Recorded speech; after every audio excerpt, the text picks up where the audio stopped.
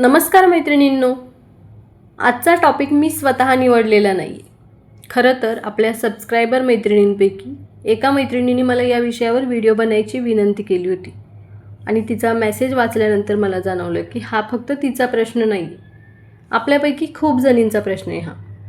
आपल्यापैकी प्रत्येकाच्या आयुष्यात एकदा तरी अशी व्यक्ती येतेच ज्याला भेटल्यानंतर आपला मूड खराब होतो, आपला कॉन्फिडन्स कमी होतो आणि नकळत आपण स्वतःला क्वेश्चन विचारायला लागतो.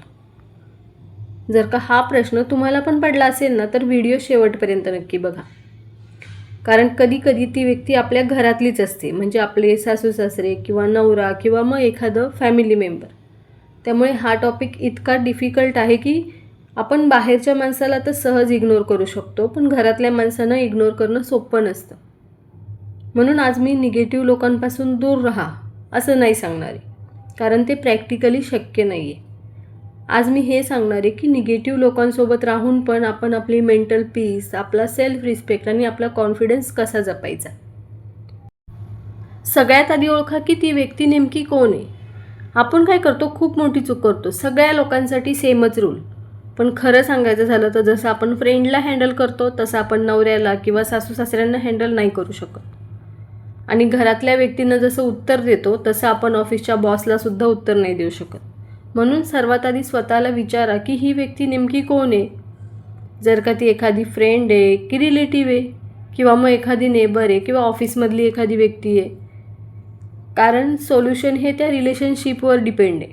कधी कधी डिस्टन्स हे सोल्युशन असतं, तर कधी पेशन्स, कधी शांत राहणं गरजेचं असतं, तर कधी स्पष्ट बोलणं गरजेचं असतं. म्हणून रिलेशनशिप आधी समजली पाहिजे आणि मग रिॲक्शन ठरवायची. समजा ती व्यक्ती एखादी फ्रेंड आहे, तर आपण फ्रेंड म्हणजे काय इमॅजिन करतो की पॉझिटिव्ह, सपोर्टिव्ह, हॅपी असंच. पण प्रत्येक फ्रेंड तसंच असेल असं नाही आहे. काही लोक आपल्या सक्सेसवर खुश होतात आणि काही लोक आपल्या तीच सक्सेस त्यांना खटकते.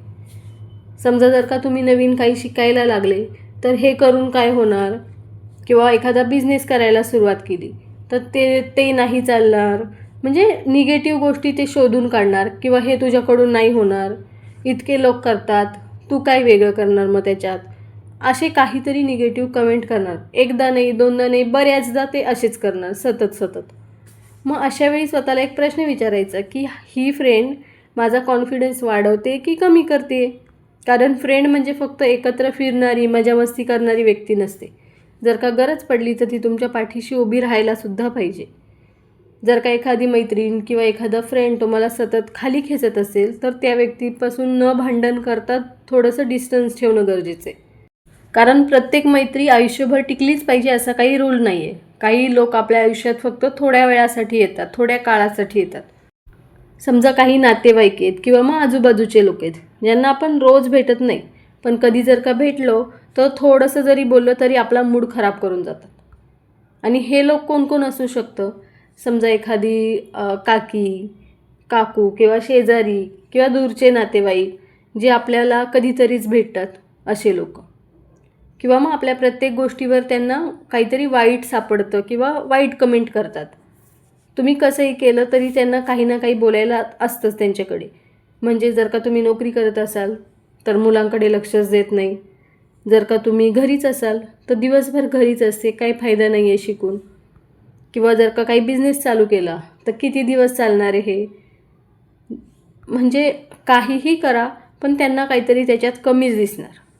अशा लोकांना बदलण्याचा प्रयत्न नाही करायचा, कारण त्यांचा स्वभाव बदलणं आपल्या हातात नाही आहे. आपल्या हातात काय आहे, त्यांच्याकडे किती लक्ष द्यायचं, त्यांचं किती मनावर घ्यायचं. आणि आणखीन एक गोष्ट म्हणजे आपण अनेक वेळा प्रत्येक गोष्टीचं स्पष्टीकरण द्यायला लागतो. मी असं का केलं, तसं का नाही केलं, मी नोकरी का सोडली, मी घरीच का बसली आहे.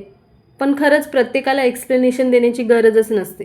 कारण काही लोकांना उत्तर नको असतं, फक्त त्यांना कमेंट करायची सवय असते. त्यामुळे लक्षात ठेवा की तुमचं लाईफ म्हणजे पब्लिक इंटरव्ह्यू नाही आहे की तुम्ही प्रत्येक प्रश्नाला उत्तर दिलंच पाहिजे. जर का कोणी क्वेश्चन केलाच तर सभ्यपणे हसायचं, विषय बदलायचा आणि पुढे निघून जायचं. कारण प्रत्येक डिस्कशन जिंकणं म्हणजे काही इम्पॉर्टंट नाही आहे. कधी कधी आपली मेंटल पीस जपणं त्याच्यापेक्षा जास्त महत्त्वाचं असतं. आणि आणखीन एक गोष्ट, काही लोकांची सवय असते सतत कंपॅरिझन करायची. बघ तिचं घर किती छान, तुझं घर बघ किती कसं, बघ तिची मुलं किती हुशार, बघ ती किती पुढे गेली. अशा वेळी स्वतःला नाही कमी समजायचं, कारण प्रत्येकाचं लाईफ वेगळं असतं, प्रत्येकाची परिस्थिती वेगळी असते. कंपॅरिझनमुळे आपल्याला मोटिवेशन नाही मिळत, अनेक वेळा आपला कॉन्फिडन्स कमी होतो. त्याच्यामुळे इतरांच्या लाईफसोबत आपली तुलना करण्यापेक्षा कालच्या स्वतःपेक्षा आज थोडं चांगलं होण्याचा प्रयत्न करा. आणि शेवटी एक गोष्ट कायम लक्षात ठेवायची, ज्यांना प्रत्येक गोष्टीत दोषच काढायची सवय लागलेली असते ना, त्यांना तुम्ही किती जरी परफेक्ट झाले तरी काहीतरी कमी दिसणारच. त्याच्यामुळे त्यांच्यासाठी नाही स्वतःला बदलायचं, स्वतःसाठी स्वतःला बदलायचं. आता आपण बोलूया अशा लोकांबद्दल ज्यांच्यापासून दूर जाणं आपल्याला शक्यच नसतं, म्हणजे जे आपले घरातलेच लोक असतात. उदाहरणार्थ दीर, भाऊजे, सासू सासरे, नणंद किंवा मग घरातले इतर सदस्य. त्यांच्यासोबत ना आपल्याला रोज राहायचं असतं, आपल्याला पूर्ण लाईफ त्यांच्यासोबत घालवायचं असतं. त्यामुळे हा भाग थोडासा टफ असतो. कधीकधी ही निगेटिव्हिटी देणारी लोक हेच असतात, जे आपल्या घरातले असतात, आपलीच माणसं असतात ती. पण त्यांचा बोलण्याचा आपल्यावर जास्त परिणाम होतो, कारण त्यांचं मत आपल्यासाठी महत्त्वाचं असतं. पण इथे एक गोष्ट समजून घ्यायची की प्रत्येक मत म्हणजे टीका नसते, किंवा प्रत्येक टीका म्हणजे त्यांचा द्वेष नसतो. कधीकधी ना समोरची व्यक्ती ज्या वातावरणात वाढली आहे, त्यांनी जसं जग बघितलं आहे, जसे आयुष्यभर त्यांनी विचार पाहिलेत, त्याच पद्धतीने ते लोक बोलत असतात. मग याचा अर्थ आपण प्रत्येक गोष्ट त्यांची सहन करायची असं नाही आहे, पण प्रत्येक वेळी भांडण करायचं नाही आहे.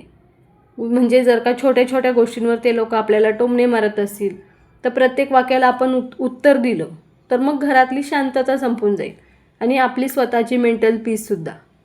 पण याचा अर्थ असा नाही की प्रत्येक वेळी तुम्ही गप्पच बसायचं. जर का एखादी व्यक्ती वारंवार एखादी गोष्ट करत असेल, तुमचा अपमान करत असेल, तुमची सेल्फ रिस्पेक्टला धक्का पोचवत असेल, तर योग्य वेळ बघून शांतपणे, आदराने तुम्ही तुमचं मत मांडलं पाहिजे. ओरडून नाही किंवा रागाने नाही, तर ठामपणे.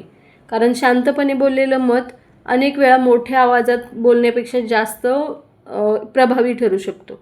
आणि अजून एक खूप महत्त्वाची गोष्ट म्हणजे सगळ्यांना खुश करण्याच्या प्रयत्नात स्वतःला हरवून नाही द्यायचं. विशेषतः आपल्या महिलांमध्ये असं नेचर असतं की घरातले सगळे आनंदी राहायला पाहिजे. त्यामुळे मग जर आपण कितीही थकलो तरी त्याच्याकडे दुर्लक्ष करतो आणि सगळ्यांच्या इच्छा, आवडीनिवडी हे सगळ्याकडे लक्ष देतो. आणि स्वतःच्या ज्या इच्छा आहे, स्वतःच्या आवडीनिवडी ते सगळं बाजूला ठेवतो. मग आपण सगळ्यांसाठी धावत राहतो, सगळ्यांचा विचार करत राहतो आणि मग आपल्या स्वतःचा विचार शेवटी करायचं ठरवतो किंवा करतही नाही. आणि मग बऱ्याच दिवसांनी आपल्याला असं वाटतं की मी सगळ्यांसाठी एवढं करते, पण माझी कोणालाच किंमत नाही. म्हणून स्वतःला एक प्रश्न विचारा की मी जे करते ना ती प्रेमाने करते की फक्त लोकांना नाराज नाही व्हायला पाहिजे म्हणून. कारण या दोन गोष्टींमध्ये खूप फरक आहे. प्रेमाने केलेल्या गोष्टीमुळे आपल्याला आनंद होतो, पण जर का भीतीपोटी आणि सगळ्यांना खुश करण्यासाठी आपण काही केलं तर मनात राग, थकवा निर्माण करतो. आपण घरातली चांगली सून किंवा चांगली बायको किंवा चांगली आई होण्यासाठी दररोज स्वतःला थोडं थोडं संपवण्याची गरज नसते. घराची काळजी घ्या, नाती जपा, पण त्याच्याबरोबरच स्वतःचं अस्तित्व, स्वतःचा आदर आणि स्वतःची मनःशांतीसुद्धा जपली पाहिजे. आणि जर का निगेटिव्हिटी नवऱ्याकडूनच येत असेल तर मैत्रिणींनो, हा पॉईंट सुरू करण्यापूर्वी ना मला एक गोष्ट सांगायची. प्रत्येक नवरा सारखाच असतो असं नाही आहे आणि प्रत्येक बायकोसुद्धा सारखी असते असं नाही आहे. म्हणून मी जे सांगणार आहे ना ते प्रत्येक घराला लागू होईलच असं नाही आहे. पण ज्या घरात ही परिस्थिती आहे त्यांच्यासाठी हा भाग आहे. कधीकधी बाहेरच्या लोकांचं बोलणं आपण इग्नोर करू शकतो, पण आपल्या जोडीदाराचं आपल्याला मनाला खूप लागतं, कारण की ती व्यक्ती आपल्या आयुष्यातली सगळ्यात जवळची असते आणि आपल्याला त्याच्याकडून आधार, कौतुक किंवा मग समजून घेण्याची अपेक्षा असते. पण जर सतत तुझ्याकडून काहीच होत नाही, तुला काही समजत नाही किंवा तू काहीच नीट करत नाही, तुला हे व्यवस्थित जमतच नाही, अशा प्रकारचं बोलणं आपल्याला जर ऐकायला लागलं तर मग हळूहळू आपला कॉन्फिडन्स कमी होतो आणि काही काळ गेला की आपणसुद्धा त्या गोष्टीवर विश्वास ठेवतो. ते आपल्यालासुद्धा वाटतं की खरंच आपल्याला काही जमत नाही आहे. अशा वेळी पहिली चूक आपण काय करतो माहिती आहे का? आपण गप्प बसतो. आपल्याला वाटतं की चालायचं, जाऊ दे, वाद नको घालायला, उद्या सगळं होऊन जाईल ठीक.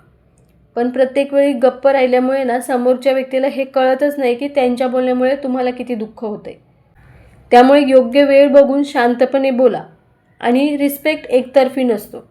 जर का आपण नवऱ्याला समजून घेतलं, रिस्पेक्ट दिला आणि नवऱ्याने जर का आपल्याला रिस्पेक्ट नाही दिला तर मग आपणच काय ॲडजस्ट करायचं. जर का समोरूनसुद्धा आपल्याला रिस्पेक्ट मिळाला तरच ते नातं हेल्दी राहतं आणि नातं टिकवण्यासाठी दोघांनी प्रयत्न करणं गरजेचं आहे. त्यामुळे जेव्हा समोरच्या व्यक्तीलासुद्धा आपली गरज असेल किंवा आपलं नातं इम्पॉर्टंट असेल तर ती व्यक्तीसुद्धा तुम्ही जेव्हा शांतपणे बोलणार तेव्हा ती ऐकून घेईल. कधीकधी आपण नवऱ्याला खुश ठेवण्याच्या प्रयत्नात स्वतःला एवढं विसरून जातो की आपल्याला काय आवडतं हेच समजत नाही. फक्त आपल्या डोक्यात हेच चालू असं सतत की त्याला काय आवडेल किंवा त्याला काय नको आहे, काय हवं आहे, तो नाराज तर नाही ना होणार, त्याला आवडेल का. किंवा आपण कपडे घेतानासुद्धा तोच विचार करतो, काहीही शॉपिंग करतानासुद्धा हे नवऱ्याला आवडेल का. आपण स्वतःच्या सगळ्या भावना बाजूला ठेवून सगळं त्याच विचाराने करत असतो. पण मग जेव्हा आपण ते करतो तेव्हा आपण स्वतः आनंदी आहे का हे स्वतःला विचारतच नाही आणि मग असं करत करत आपण स्वतः आतून तुटत जातो. तुम्ही जर का स्वतःच आतून तुटत गेले तर मग दुसऱ्यांना किती दिवस आनंदी ठेवणार. या बाबतीत ना हल्लीच्या जनरेशनकडून आपण एक चांगली गोष्ट नक्की शिकायला पाहिजे. आपल्यापैकी अनेक जणांना लहानपणापासून एकच गोष्ट शिकवली की सगळ्यांशी चांगलं वागायचं, कोणाला नाही म्हणायचं नाही किंवा लोक काय म्हणतील याचा विचार करायचा वागताना. हे सगळं शिकवण्यात काही चुकीचं नाही आहे. पण अनेकदा आपण मग या सवयीमुळे ना सगळ्यांना खुश ठेवण्याच्या मागे धावत राहतो. कोणी काही काम सांगितलं तर हो, स्वतःला वेळ नसेल तरी चालेल पण तरीही होच म्हणायचं. काही स्वतःला त्रास असेल तर तो कोणाला सांगायचा नाही, कारण आपल्याला वाटतं की जर मी नाही म्हटलं तर ते आपल्यावरती नाराज होतील आणि त्यांना नाराज नाही करायचं. पण ही गोष्ट लक्षात घेतली का कधी की जोपर्यंत तुम्ही सगळ्यांचं काम करत राहणार, सगळ्यांशी चांगलं वागत राहणार तोपर्यंत तुम्ही त्यांना चांगले वाटणार. पण ज्या दिवशी तुम्ही स्वतःचा एखादा निर्णय घेणार, स्वतःसाठी काहीतरी करणार, त्यांना नाही म्हणणार, थोडा वेळ स्वतःसाठी देणार, तेव्हा लगेच काही लोक म्हणायला लागतात, आता हिला ॲटिट्यूड आला आहे, पूर्वीसारखी राहिलेली नाही आहे किंवा खूप बदलली आहे. मग तेव्हा एक गोष्ट लक्षात येते की ज्या लोकांसाठी आपण इतकं काही केलं तेच लोक आपल्या एका नाहीमुळे सगळं विसरून जातात. म्हणूनच सगळ्यांना खुश करण्यापेक्षा स्वतःला खुश ठेवायला शिका. सुरुवातीला ते खूप कठीण वाटतं, थोडंसं आपल्याला गिल्ट येतं, मी चुकीचं तर करत नाही आहे ना असं वाटतं. पण मग हळूहळू जेव्हा तुम्ही स्वतःसाठी वेळ काढायला शिकता, स्वतःच्या आनंदाला इम्पॉर्टन्स द्यायला शिकता ना, तेव्हा मग एक वेगळा कॉन्फिडन्स तुमच्यामध्ये येतो. आणि मग एकदा का तुम्ही स्वतःला आनंदी ठेवण्याचे वेगळे वेगळे मार्ग शोधले तर कोण काय बोलतं आहे, कोण काय विचार करतं आहे याच्यावरती म्हणजे याचा तुमच्यावरती काहीही परिणाम नाही होत. कारण त्यावेळी तुमचा आनंद दुसऱ्यांच्या अप्रूव्हल नाही तर स्वतःवरती अवलंबून असतो, स्वतःच्या हातात असतो. आणि एक गोष्ट, काही लोकांना आपण कितीही रिस्पेक्ट दिला, कितीही चांगलं वागलो तरी ते आपल्याला कमीच लेखतात. फक्त एखाद्याकडे मोठी पोझिशन आहे, त्यांच्याकडे भरपूर पैसा आहे किंवा ते वयाने मोठे आहेत म्हणून त्यांचं प्रत्येक मत योग्यच असतं असं नसतं. माणसाचा खरा आदर त्याच्या वागण्यामुळे, त्याच्या विचारांमुळे आणि दुसऱ्यांशी तो कसा वागतो याच्यामुळे ठरतो. त्यामुळे प्रत्येकाला आदर नक्की करा पण स्वतःचं सेल्फ रिस्पेक्ट गमावून नाही. जर का तुम्हालाही कधी अशा परिस्थितीचा सामना करावा लागला असेल ना तर तुमचा अनुभव कमेंट सेक्शनमध्ये नक्की सांगा. बस आजसाठी एवढंच. बाकी काळजी घ्या, आनंदी राहा आणि स्वतःलाही तितकंच महत्त्व द्या जितकं तुम्ही इतरांना देता. पुन्हा भेटूया एका नवीन व्हिडिओमध्ये. तोपर्यंत बाय.